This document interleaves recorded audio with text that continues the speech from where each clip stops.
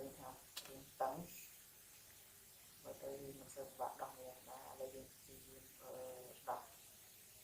ជួរខាងលើនិងជួរខាងក្រោមចេញពីគ្នាដោយសារមានសភាពដីក្រាស់ពេកយើងចាប់ផ្ដើមបាញ់ spray បាញ់នេះដើម្បីឲ្យដីនឹងចេញពីខ្យល់ដើម្បីយើងមានភាពងាយស្រួលក្នុងការមូលខ្យល់ចេញហើយទៅនេះមូលឥឡូវយើងមូលចាប់ផ្ដើមមូលផ្នែកក្រោយចេញយើងឃើញថាវាមានសភាពរីកតឹង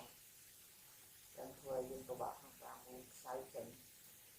តែបើយើងមើលទៅខ្សែហ្នឹងពេលដែលយើងមូលចេញមកវាមិនសូវចាស់ប្រហែលទេគ្រាន់តែថាវាចង់ថាពេលវានៅស្រុកក្នុងដីនេះទៅវាច្រេះណាវាច្រេះនឹងស្នឹមខ្សែយើងធ្វើយើងពិបាកឡាននេះជាប្រភេទឡានដៃខ្លះជ័រខ្លះហ្នឹងណាវាមានប្រភេទឡានជ័រសុទ្ធតែសុទ្ធទេឥឡូវយើងចាប់ផ្ដើមដកផ្នែកជួរខាងលើចេញពីជួរខាងក្រោម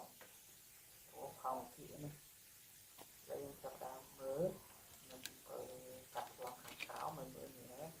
ខ្ញុំដកចេញនេះពេលឥឡូវដកហើយតែអីចេញ